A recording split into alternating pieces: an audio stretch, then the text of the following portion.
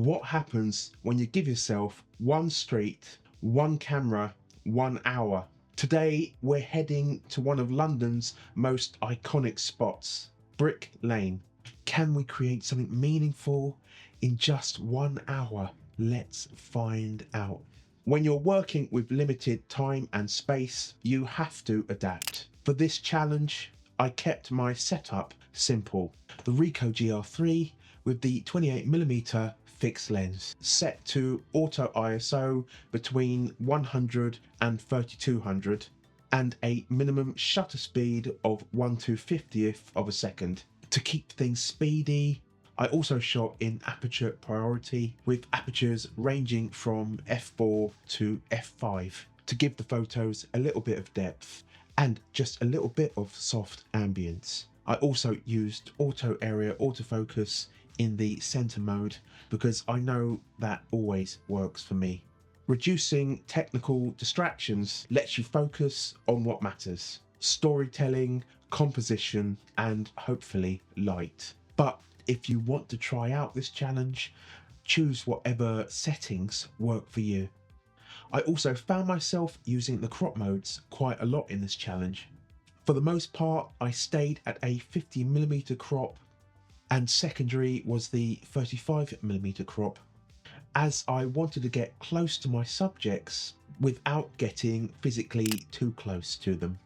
I had heard good things about Brick Lane for a street photography shoot, but for me, the importance of the challenge was not actually knowing what the street was like. I've only ever been to Brick Lane after dark for a photography exhibition that I took part in, and also had a bite to eat with my mother. I'm going to be sharing a whole bunch of tips and techniques on this quest, so grab your favourite drink, sit down and enjoy. Now on with the challenge. I kicked off at exactly... Right, the time is 11:38. Let's see if I can do this in an hour. Right, the challenge is on.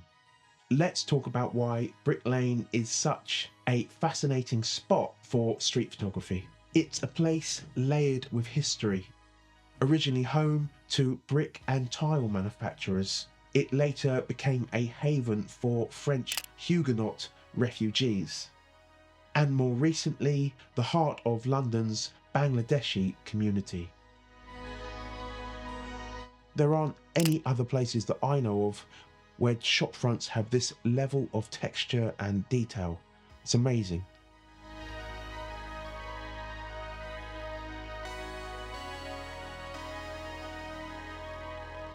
Possibly the coolest dude of the day, apart from myself, that is. Just look at that pose, and he's got some nice light and shadow going on there. Knowing the history of where you're shooting give your photos more depth and meaning.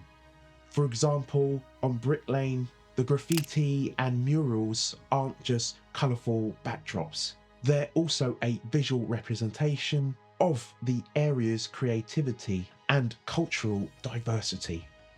The more you visit a particular place, the more you understand, and this helps to connect you with your surroundings and tell richer stories through your photos.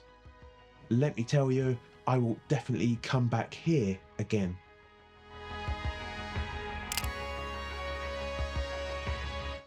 If you like Indian food, then Brick Lane is known for its amazing curry houses.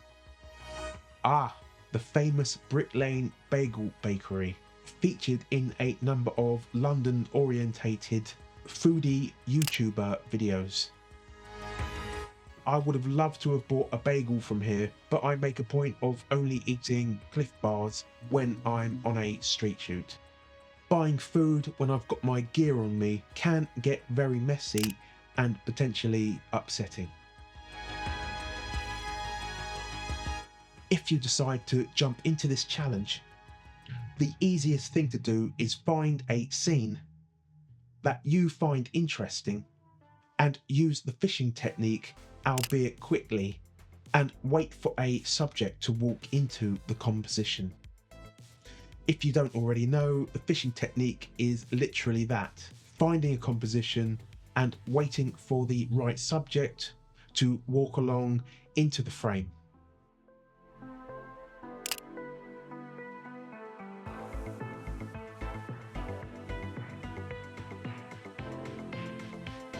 Try and find potential compositions where you can layer elements by placing them in the foreground towards the edge of the frame, like lampposts, bollards, shop signs, etc., etc.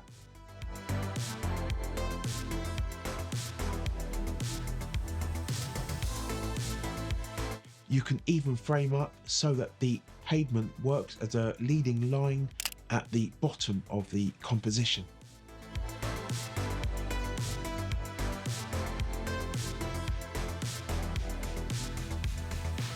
This is one of my favourite shots. It's nice when you can capture somebody right inside a door frame. It's a rare occurrence in this day and age to find somebody on their phone, so always keep a lookout for potential subjects that you can capture standing outside an interesting location with a phone in their hands. Before I forget, please remember to give us a like, hit that bell and subscribe if you haven't already done so. I always appreciate it.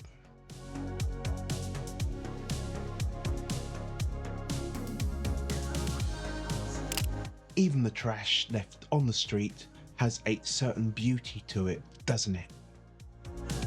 So I was pretty nervous when I started this challenge, but as I hit the halfway mark, I realised I was having a lot more fun than I initially thought I would.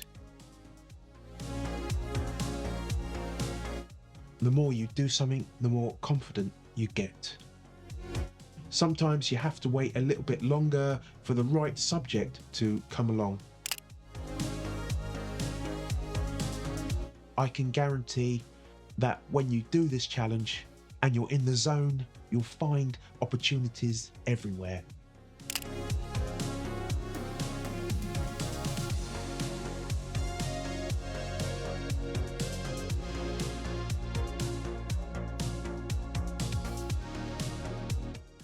I love the symmetrical detail, texture and the light on this wall.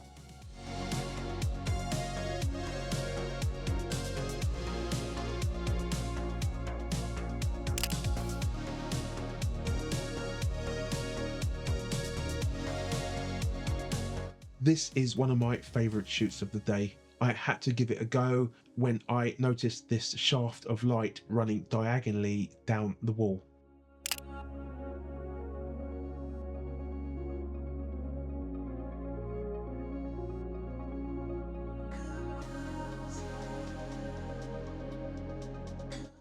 I thought I'd make a beeline back to this wall because this lovely fella was standing so calmly.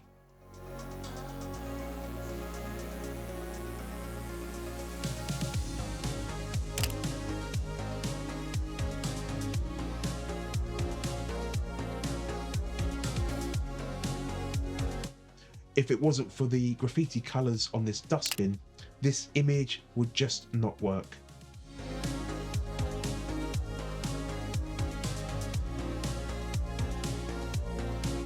When you're doing this challenge, look for subjects, colour, texture and light.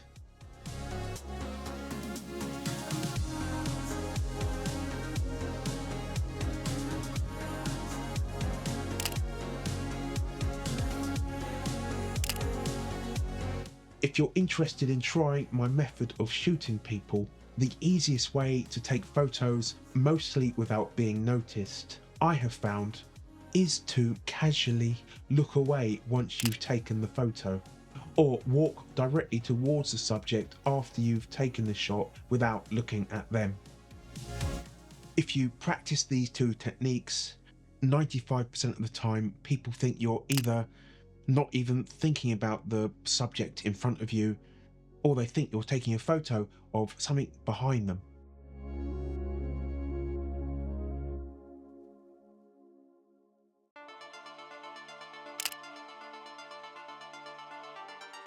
I decided to head back as I knew I was on the home stretch at this point. And with just about 4 minutes to go, just typical that the battery ran out on me.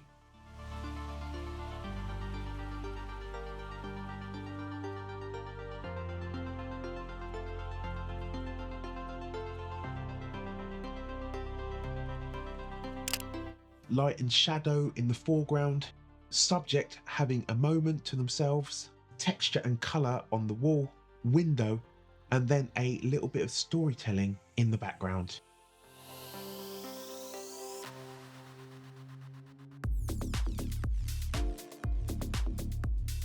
So many of these shots just wouldn't work if it wasn't for the graffiti on this street. I noticed this diagonal split between light and shadow on this wall here, and I was lucky enough to capture this well-dressed man with a suitcase.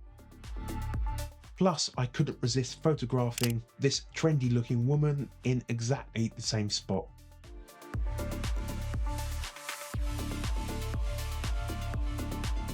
And for the final shot, I caught this relaxed looking dude having a read outside this cafe.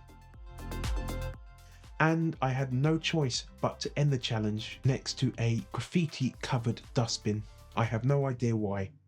So I finished at exactly 12:40. 2 minutes added on for an annoying battery change. It's annoying, but I'm slower than other people. Here's what I learned during my 1 hour challenge and how you can apply it to your street photography. Look for light. The way light interacts with textures and people can make or break a photo. On Brick Lane, I used patches of sunlight hitting the graffiti, walls, and the subjects to create atmosphere and contrast between light and shadows. Don't just look for cool backgrounds, look for potential story-driven moments. People on the move or working, people taking time for themselves, a conversation or an interaction, or even the way someone blends into their environment. If you can capture a photo with some semblance of a story, it will always stand out. Not every shot will be perfect, and that's okay. Street photography is about capturing moments, not perfection. On this challenge, I messed up a bunch of shots when I accidentally knocked the exposure compensation dial up by a stop. But so what? We all make mistakes. You getting out there, having fun, soaking up the atmosphere with your photos, that's what it's all about. Have you ever tried limiting yourself like this? And what did you learn? I'd love to know, and I think so would the community. So please let us know down below. If you take away one thing from this video, it's this: limitations fuel creativity. Whether it's time, gear, or location, setting boundaries can push you to think differently and see your environment in new ways. So why not give it a go? Pick a street in your city or town, set a timer, and challenge yourself. However, if you want to know some advanced techniques for capturing people at nighttime under the glow of streetlights, then check out this video here. Until we meet again, go forth and create.